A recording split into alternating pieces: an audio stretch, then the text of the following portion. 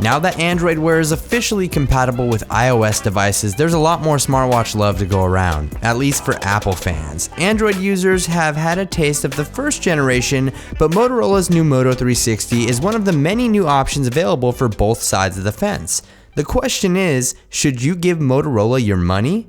Hey, what's up everyone? This is Dom, and if you're not familiar with the first generation or Android Wear in general, I'll leave a link to last year's Moto 360 review below. This year, Motorola has updated the internals to closely match other smartwatch offerings on the market, but does it pack enough to win over the hearts of iPhone users? Like Apple, Motorola has two different sizes available for this year's Moto 360. There's a 42mm version, which is the same as Apple's largest offering, and a slightly bigger 46mm version for those who prefer chunkier watches. Each model packs a 1.2 GHz Snapdragon 400 processor, 4 GB of storage, and 512 MB of RAM. On the 42mm version, there's a 1.37-inch IPS display with a resolution of 360 by 325, while the 46mm features a 1.56-inch display coming in at 360 by 330. In comparison, the 42mm Apple Watch's 1.5-inch OLED display has a slightly higher pixel density with its 312 by 390 resolution. Both devices are water resistant as well, which is definitely a must-have for any electronic device worn on your wrist,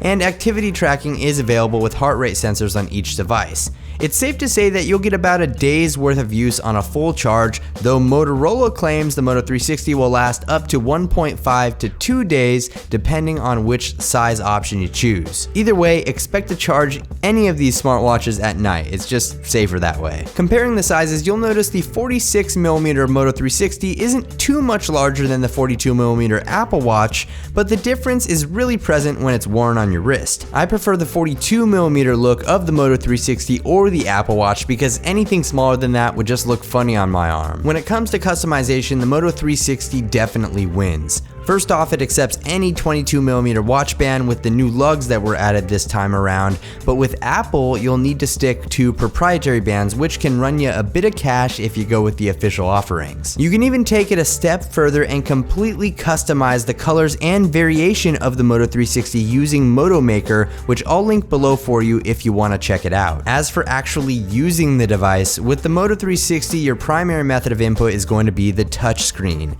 Navigating through menus, apps, and more will happen with the swipe of a finger, but you can use motion gestures on your wrist and flip through various notifications. On the Apple Watch, most of the navigation is also done with a touchscreen, but there's also a digital crown on the side that will allow for scrolling and zoom in certain situations, and a couple of buttons to perform various tasks. Unfortunately, the relocated button on the new Moto 360 will simply put the device to sleep when pressed, but again, the entire story here is simplicity. If you're only in need of notifications, it may be safer to stick with the Moto 360, but its $299 entry point for a base model may drive potential customers over to an Apple Watch for native support that starts at $349 for the sport model. At the end of the day, this choice really comes down to personal preference, but if you're aiming for simplicity, it's quite possible that you'll be happy with the Moto 360 or any Android Wear offering that's compatible with iOS. But let me know what you think in the comment section below.